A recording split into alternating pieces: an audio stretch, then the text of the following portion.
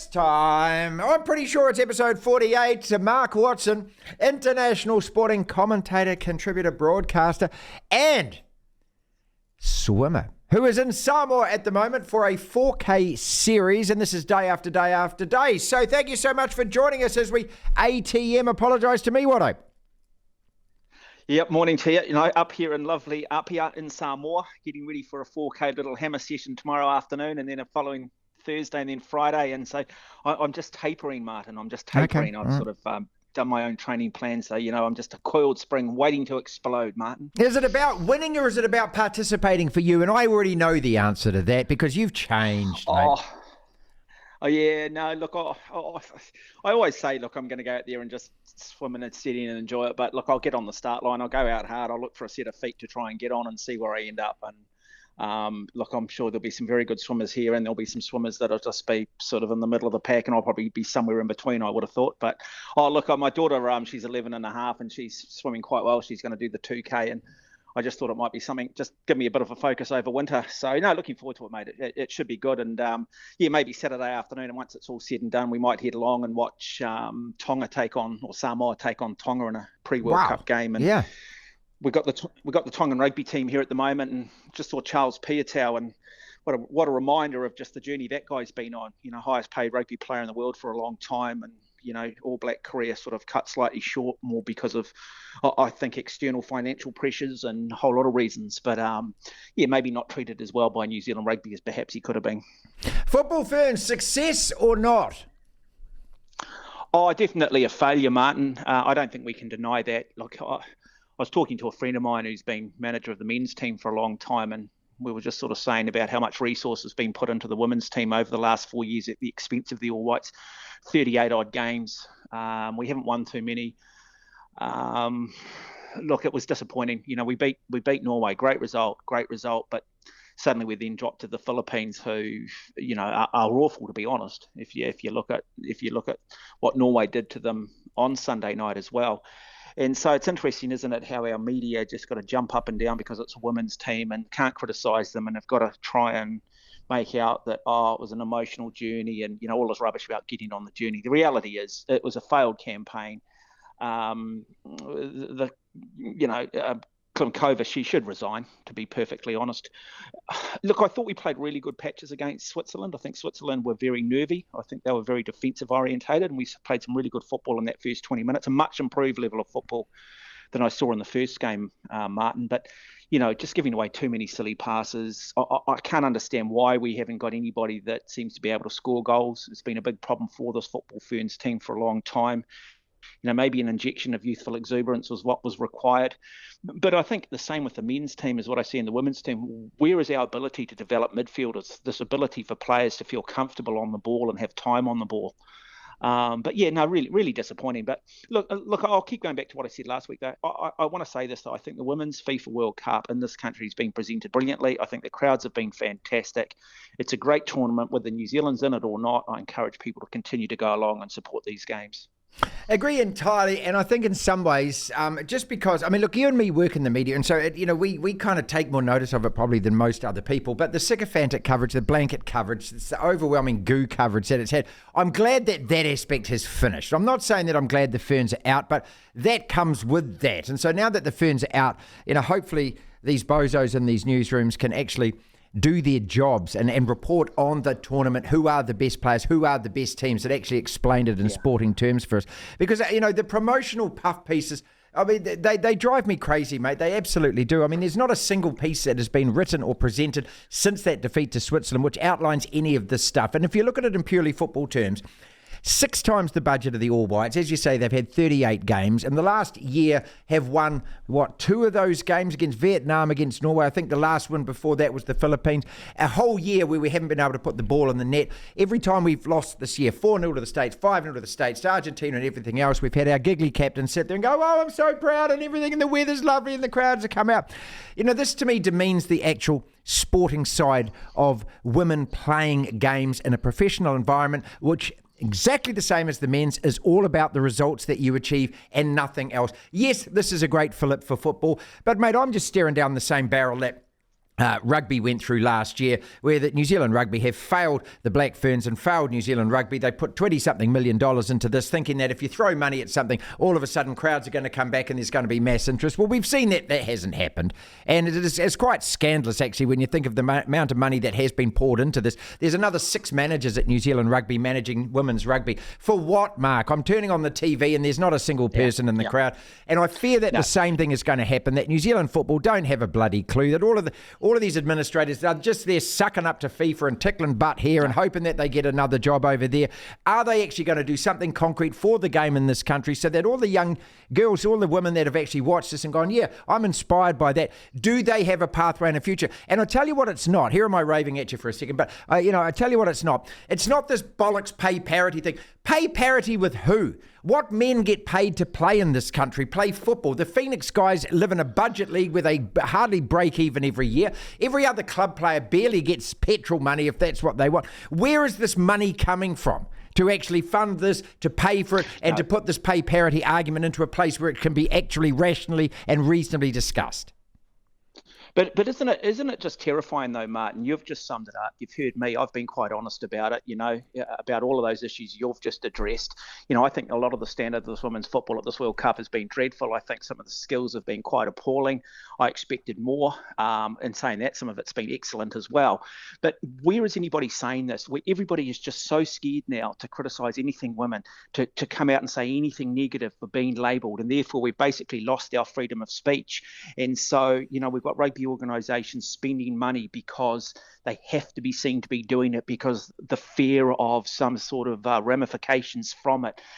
If they don't do it, actually, it's not a great business decision. It's a terrible this business is the problem. decision, mate. We're the same with Sky Television. It's just virtue signalling, putting people on because they've got to be seen to be doing the right thing rather than actually just having a quality product. And it is very, very scary. And the organisations that actually have the balls to stand up and go, actually, this doesn't make sense economically. Yes, we've got to just stand back.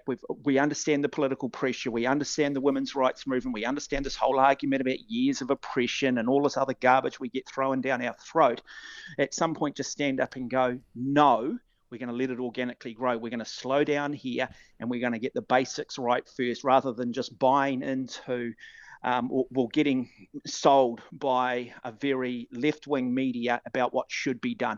The same people that jump up and down, Martin, we've said this, the same journalists that jump up and down, who argue for pay parity, who talk, who can only say positive things about this Football Ferns performances are the same ones that don't turn up themselves. They're not turning up any week to go and watch the Farah Palmer Cup.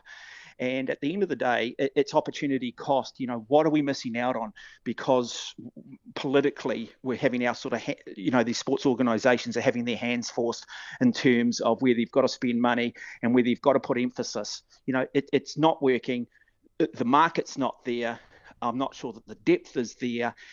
And something's got to, reality's got to bite, mate, at some stage, doesn't it? There has to be a dose of reality. Reality does have to bite, Martin. I mean, we've got club rugby in New Zealand in a world of trouble, and we're spending $21 million a year on women's rugby. Let's look at club football. I mean, club football, there's been no money in football since I was a kid in New Zealand. New Zealand football's never been flush. The game doesn't raise money. Without the FIFA checks, there is no New Zealand football. So I don't know where this pot of gold is. This idiotic idea that, hey, I put a pair of boots on, I play sport for my country, therefore I have a retirement millionaire funder waiting for me at the end of it. Go and ask Hayden Wild, who was on the show last week, saying he's got no New Zealand sponsors. Exactly. Here's a guy that's going to be a world champion. He has to go offshore. I don't know where the funds are coming for all of this. Well, no, look, Martin, you know me. I come from that Hayden Wild background. I come from the school of the Braden Currys, and the reality is, mate, they train harder than any of these rugby players, any of these women footballers, any of these. Seriously, mate, they do. I've been involved in all of these sports. I've done it at the highest level. People say I'm biased. I actually say I'm educated.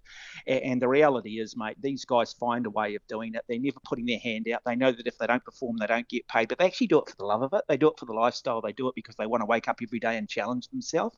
And I find it just absolutely appalling when I hear, women's rugby players going, oh, we need to get paid, we need to be full time. And I've turned up and watched some of their trainings. I'm like, no, you don't. Trust me, you've got no idea what hard work is. You've got no idea what Erica Fairweather goes through on a day-to-day basis, or a Lewis Clarebird, or these guys that are applying their trade overseas, riding bikes and riding 1,000K a week and just hoping for a damn contract. And I get sick and tired of the media jumping up and down because they're so damn ignorant themselves, because their definition of a tough day is going out and running for half an hour and somehow buying into this claptrap, Martin. It's look, pay because you want to play. No one's putting a gun to your head. You make sacrifices. I all I ever wanted to do, mate, I grew up on the Lydiard thing. All I wanted to do was get my damn black singlet and the silver fern so that one day I could maybe frame the damn thing and put it up on the wall. And I didn't give a damn whether I got paid or I had to pay for it to get there myself. I did it because I wanted to do it, Martin, and I loved it, and I loved every minute of it. And I knew the opportunity cost of doing it. I knew that it might mean that I might have to get my career going a little bit later in life. But that's what I did it for. Apologise to me! Let's talk about the All Blacks change tack completely. You must be delighted with that. There can't be a rugby fan in the country that's got much to moan about at the moment. We dispatched RG, South Africa and Australia, did it comfortably, looking like a pretty good team at the moment, providing that we can keep this team injury-free. But going into a World Cup with those first three results, yahoo! I mean, what, is anyone still saying Saki and Foster, are they? No, look, I think he's starting to get it right. The only concern I'd have, and I sound like a doom and gloom merchant, and I'm the first guy that says we've got to stop thinking so much about the Rugby World Cup. But as I said last week, maybe I've been socialised into that belief. My only concern was in that first 20 minutes. Again, we weren't winning that collision, we weren't winning that breakdown, we weren't getting that. The key words these days over the last 2 years, and Ireland have shown us, in France, is ruck speed. That ability to clean out at the breakdown, the ability to allow your halfback to get in there and set up second, third phase and do it quickly. And I felt that we did it brilliantly against South Africa, but we didn't get off to a great start against Australia. And the reason why, and I never thought I'd be saying this, and credit to the guy, mate, Sam Cane. We missed Sam Cane. I mean, so. As good as Dalton Papali'i is in terms of making tackles, he ain't Sam Cane. Sam Cane shifts bodies. Sam Cane, we missed big time in that 7 jersey. And that's credit to him, because I was not a fan for a long time, but I think he's come into his own. And I think we suddenly realised just how valuable he is in that role particularly. And so that was my only concern. It felt like a little bit of the All Black team I felt on Saturday was an All Black team. It reminded me a lot of Steve Hanson's sides. And what I want to see is the All Black team that we saw play South Africa in that first half an hour, that first 40 minutes consistently, because that's what we're going to need to do if we are to get past Ireland, if we are to get past France. The other thing, Martin, too, and I'm not doing this for a headline, I just watch so often in All Black tests, and it wasn't the case against South Africa and stuff, but so often in All Black tests, we seem to get off to a slow start. I just wanted to see us get rid of the haka. I don't think it's a performance enhancer. I think it's a performance inhibitor. When you go out on a sports field, you're already nervous. You've already got adrenaline going through you. Then suddenly we do this and we get this just massive another hit of adrenaline. And I encourage people to Google it. Google the dangers of too much adrenaline, the dangers of those big adrenaline shots, and your ability to maintain composure, your ability to be able to stay calm and think. And I would just like to see the All Blacks get rid of the haka purely from a performance point of view. We are dealing with 0.001% in performance, and I just wonder whether, rather than being a performance enhancer, it's an inhibitor, and maybe at the end of the match, maybe at the end of the match, prohibitor. To me, as a thank you and everything to the fans and all of that, maybe. Look, it's well worth discussing as a topic, because I think that it's now become so much part of the pageant and the show. And you can see that the way that the television cameras set it up and the lights go dark and the flames start coming out. And now, and I looked at the end of that and the intensity in the eyes and everything. And so many times, I mean, you hear the commentators say, wow, what an impassioned haka. And then we're kind of like dead for the next 10 minutes. So look, I think it's a point worth making, and it is worth discussing, even though you're going to get your head chopped off for bringing it up. Couple more topics before we quickly go and you go back to your training. The Matildas, how good is this for the tournament? We don't know because we're not in Australia, but I should imagine that the best result that the organisers could have hoped for was that the Matildas spanked Canada last night through to the knockout, and at least that retains. So at least they still have that team in there as a host. Yeah, look, they do. But I mean, it doesn't really surprise you with Australia. They just seem to get right what we don't. They are just consistently good. Now, look, admittedly, they've got a massive population. I think their weather climate's more conducive, and I think they've got a culture of winning. But yeah, look, it's important for any host nation to get on a little bit of a run. Look, I think this Women's World Cup's open. I've said this last week, I'll say it again. I think Japan will win it. They're my favourites at the moment. I'm not sure why. That's just from what I've seen. But wouldn't it be great? I mean, I'd love to see Australia go a long way. I'd love to see England go a long way. I'm not a fan of a lot of English sport, but I do enjoy their English football. And so, look, and we know what the Aussies are like. That they get right behind their sports teams, don't they? And they, how often I talk about New Zealand at times boxing above our weight. There's not too many sports that you can go back throughout history that we haven't had a point of view on at some point. Well, Australia take that to another level. And so, look, is it the team that New Zealand jumps on now?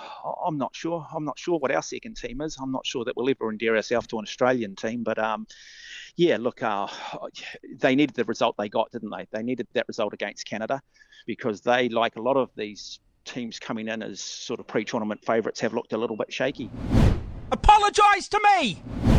Finally, the Ashes, mate. What a brilliant series. And to finish today like it did, I love the fact the Australian balloon has been pricked. There's no such thing as a moral victory in sport. We know that. But this is probably about as close as it gets, doesn't it? Where England are going to walk away feeling that they've actually done what they wanted to, apart from actually get the earn. But they've played a brand of cricket and they haven't shied away from it and they've doubled down on it. And Australia, in the end, kind of crawl away whimpering and thankful and grateful that there was rain in Manchester and that they weren't at the receiving end of probably the best comeback ever in a Test cricket series.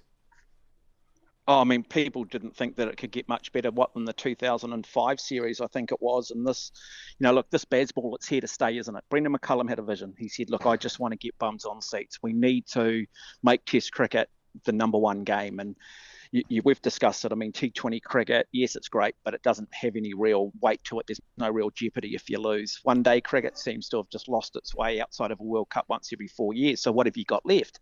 And the way Test cricket was meandering along, not a lot. And so you sort of wondered where the future of the game was. Then comes along, and this is what I love. Here's Brendan McCullum, a guy from South Dunedin, brought up almost a little bit on the other side of the tracks. Comes along, captains New Zealand, a little bit reckless in his early years, grows up, matures, and here he is, a kid from South Dunedin who has revolutionised and changed Test cricket. Part of the vernacular now is Bazball, after his middle name, Barry. So Bazball. It's just a wonderful, wonderful story that New Zealand's sort of at the forefront of this revolution. That's Brendan McCullum's legacy beyond what he did as a player. And I'm with you. I just cannot stand the Australian cricket team. As I've said, I think they're legally correct on so many occasions, but so damn morally corrupt. I did have to have a laugh when Ricky Ponting comes out and starts criticising the replacement of the old ball with a ball that looked a little shinier and a little harder. I mean, dear, oh dear, mate. I mean, the moment things go against them, they jump up and down. The moment things that go for them, where others felt should have gone against them, I know it's all within the rules of the game. So they're the great hypocrites. Just an enthralling series. I'm so delighted for England. I really did hope they would win the Ashes. I think they did have the moral victory. I think, without rain, they would have won the last three tests and probably should have run the first.